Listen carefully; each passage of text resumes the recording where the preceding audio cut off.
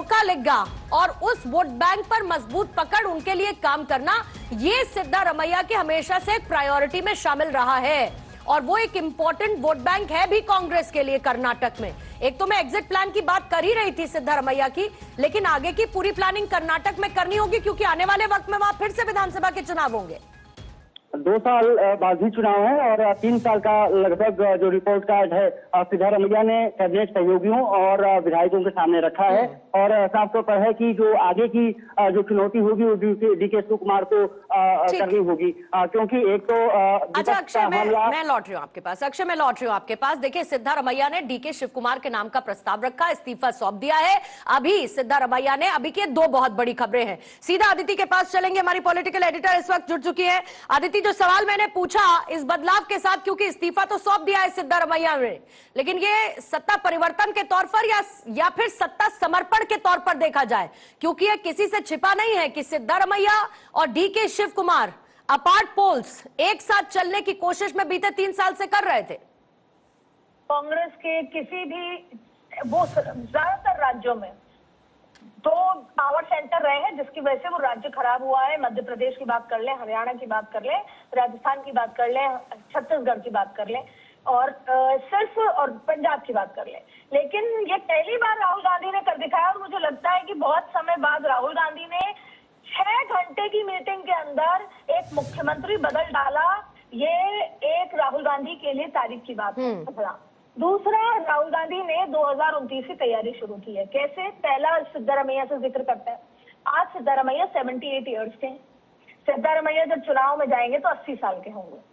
इस पर वोट मांगा जाएगा। तो राहुल गांधी चाहते थे डीके शिव कुमार अपने आगे की राजनीति 5-10 साल की राजनीति के लिहाज से, चेहरे के लिहाज से वोट मांगे, इसलिए 2 साल पहले उनको उतारा गया। दूसरा, सोनिया गांधी, प्रियंका गांधी, राहुल गांधी ने ये प्रॉमिस किया था डीके शिव कुमार को जब सरकार आई थी कि 2.5 साल का फॉर्मूला लागू होगा, तो अभी डीके शिव कुमार को लेट कर दिया इनफैक्ट। लेकिन ये पॉसिबल है नहीं, अगर इतिहास गवाह है कि दूसरे राज्यों में कभी इस्तीफा नहीं हुआ।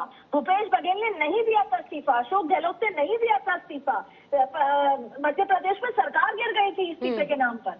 तो ये एक बहुत ही अलग एग्जाम्पल है। इसके लिए राहुल गांधी बधाई के पात्र है। होगा क्या वो देखा जाएगा। दूसरी बड़ी बात है, 3 बड़े फैसले जुड़े हुए हैं।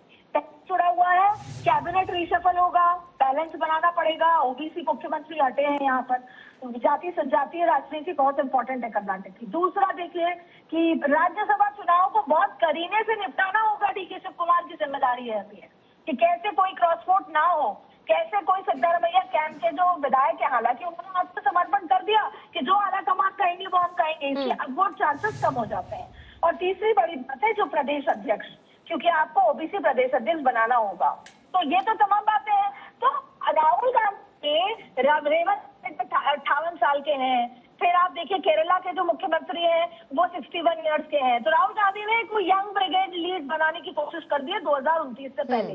तो न सिर्फ अब आगामी कर्नाटक चुनाव, देखिए बीजेपी के लिए भी कर्नाटक चुनाव अब चुनौतीपूर्ण हो गए हैं। अभी तक बीजेपी ने अपना प्रदेश अध्यक्ष बनाने पर फैसला नहीं लिया था। कर्नाटक का हम पूछते रहे थे जब भी ऑफ रिकॉर्ड मिलते नेताओं से।